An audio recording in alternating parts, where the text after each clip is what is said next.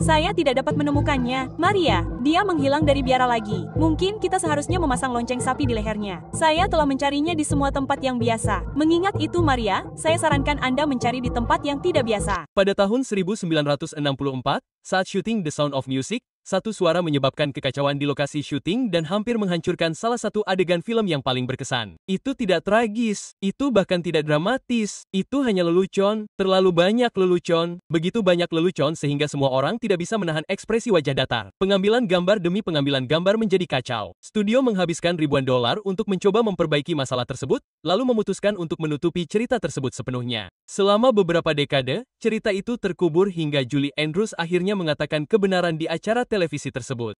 Apa yang sebenarnya terjadi di gazebo itu?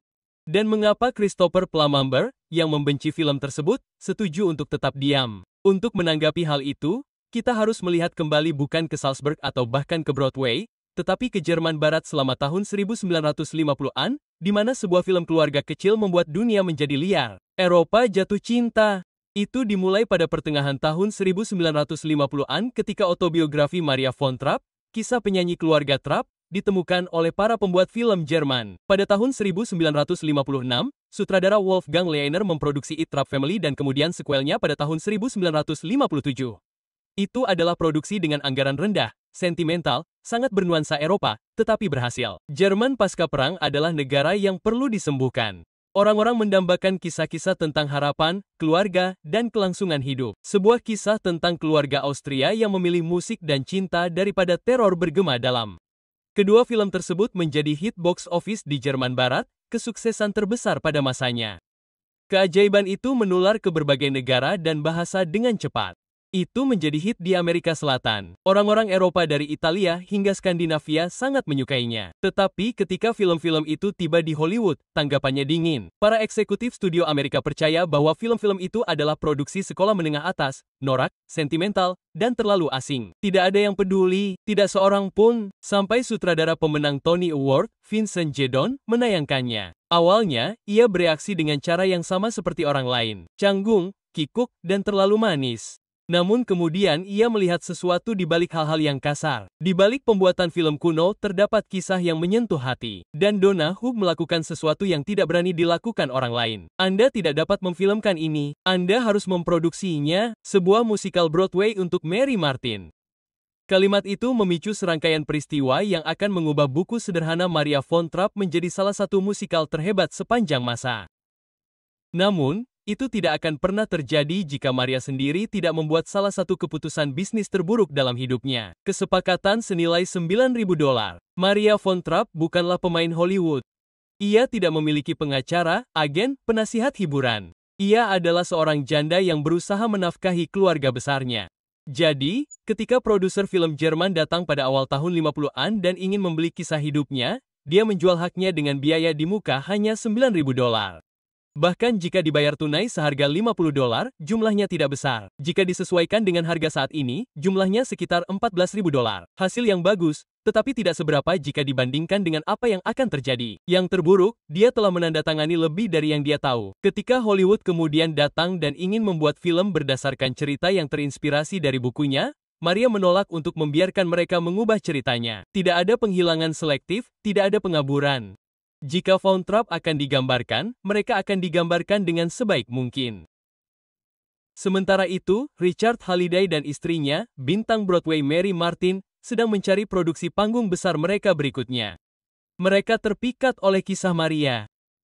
Satu-satunya masalah, Maria von Trapp sendiri telah menghilang di Papua Nugini. Pada akhir tahun 50-an, Maria sama sekali tidak berada di Amerika. Dia berada di hutan Papua dan New Guinea, menjalankan pekerjaan misionaris bersama Pastor Frank Wenner, direktur musik keluarga selama bertahun-tahun. Tidak ada telepon, tidak ada email, tidak ada sarana komunikasi cepat dengannya. Surat-surat produser menumpuk di setiap pemberhentian misi. Maria bahkan tidak mau repot-repot membukanya. Dia merobeknya. Dia tidak tertarik dengan Broadway. Dia tertarik untuk melayani desa, mengajar, dan hidup sederhana, tetapi takdir melakukan tugasnya. Ketika Maria akhirnya melakukan perjalanan kembali ke AS dengan perahu, dia tiba di San Francisco. Dan yang menunggunya di dermaga tidak lain adalah Richard Halliday sendiri. Dia memberinya 2 tiket untuk menonton Mary Martin di Annie Get Your Gun. Maria, mungkin karena sopan santun, menerimanya. Penampilan itu membuatnya tercengang. Karisma Mary Martin menerangi panggung. Maria terharu, tetapi masih ragu-ragu. Dia menjelaskan bahwa dia telah menjual hak ceritanya kepada pembuat film Jerman. Namun, dia memberi pasangan itu lampu hijau yang mengejutkan. Anda dipersilakan untuk memberikan yang terbaik. Sikap santai itu saja sudah cukup.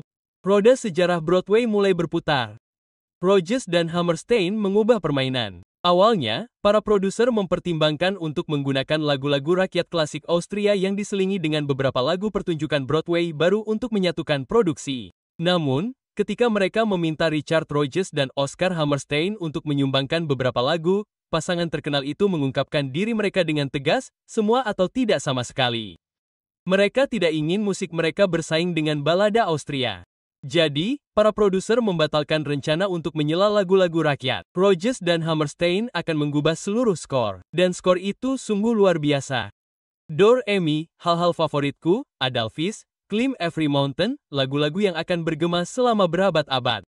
Pada tanggal 16 November tahun 1959, tirai teater Lund Fontein dibuka. Mary Martin memerankan Maria, Theodor Bickel memerankan Kapten Von Trapp. Musikal itu menjadi sensasi. Penjualan tiket menjadi liar, meraup ratusan juta dolar pada masa kini. Pertunjukan itu diputar lebih dari 1.400 kali sebelum ditutup pada tahun 1963. Hollywood tidak dapat lagi menutup mata terhadapnya, sebuah studio diambang kehancuran. Sebelum musim panas tahun 1960, terjadi perang penawaran untuk hak siar film. 20th Century Fox muncul sebagai pemenang, dengan tawaran yang mencengangkan sebesar 1,25 juta dolar. Risiko yang sangat besar bagi studio yang sedang berjuang. Fox hampir hancur akibat pembengkakan biaya Cleopatra, yang merugi 15 juta dolar dan menghancurkan karir. Para eksekutif terguncang. Jika The Sound of Music gagal, Fox akan gulung tikar. Namun, saat kontrak ditandatangani, ada klausul kecil yang licik yang disertakan. Jika film tersebut meraup lebih dari 12,5 juta dolar, harta warisan Rodgers dan Hammerstein akan menerima 10% dari hasil penjualan. Penulis bersama Howard Lindsay menertawakan saran tersebut. Tidak mungkin, katanya dengan pendapatan kotor sebesar itu. Dia tidak mungkin lebih salah lagi. Balas dendam Julie Andrews.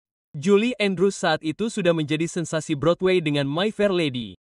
Namun, saat Hollywood membuatnya menjadi film, studio mengabaikannya. Mereka mengatakan dia tidak siap kamera, terlalu polos untuk layar. Mereka menggunakan Audrey Hepburn sebagai gantinya. Seseorang yang tidak bisa menyanyikan bagian itu dan harus disulis-suarakan. Itu adalah penolakan yang memilukan, tetapi takdir kembali berpihak. Disney telah merekrut Andrews untuk Mary Poppins, dan sutradara Robert Wise dari Sound of Music diberi potongan awal. Ia langsung menyadari bahwa ia adalah sosok yang ideal. Untuk mencegah orang lain mengontraknya, ia memesannya untuk Maria. Gajinya tetap $225.000. Tanpa royalti, tanpa bonus. Begitu sudah berupa uang tunai, ya sudah. Ironisnya, Mary Martin, yang menciptakan Maria di Broadway, mengumpulkan lebih dari 8 juta dolar keuntungan dari bagiannya. Andrews, di sisi lain, tidak pernah menerima sepeser pun di atas bayaran tetapnya. Meskipun menjadi bintang utama sebuah film yang akhirnya menjadi salah satu film paling sukses secara finansial sepanjang masa. Tetapi Andrews mendapatkan balas dendam yang manis. Mary Poppins menjadi hit dan ia memenangkan Academy Award untuk aktris terbaik. Di atas panggung, ia dengan bercanda mengucapkan terima kasih kepada Jack Warner, orang yang sama yang telah menolaknya untuk My Fair Lady. Penonton pun bersorak, tetapi The Sound of Music terbukti menjadi peran terbaiknya dengan memilih Kapten Von Trapp. Jika Julie Andrews adalah Maria yang ideal, menemukan Kapten Von Trapp adalah mimpi buruk. Sean Connery, Richard Burton, bahkan Bing Crosby semuanya dipertimbangkan oleh Robert Wise. Semua mengatakan tidak. Terakhir, Christopher Plummer diminta. Bermartabat, terlatih secara klasik, tajam, dan acuh tak acuh. Ia memuat naskah itu, menganggapnya terlalu manis. Ia menyebutnya sebagai suara lendir. Namun Wise tetap percaya padanya, pergi ke London, dan membujuknya dengan satu syarat bahwa peran kapten ditulis ulang dengan lebih mendalam.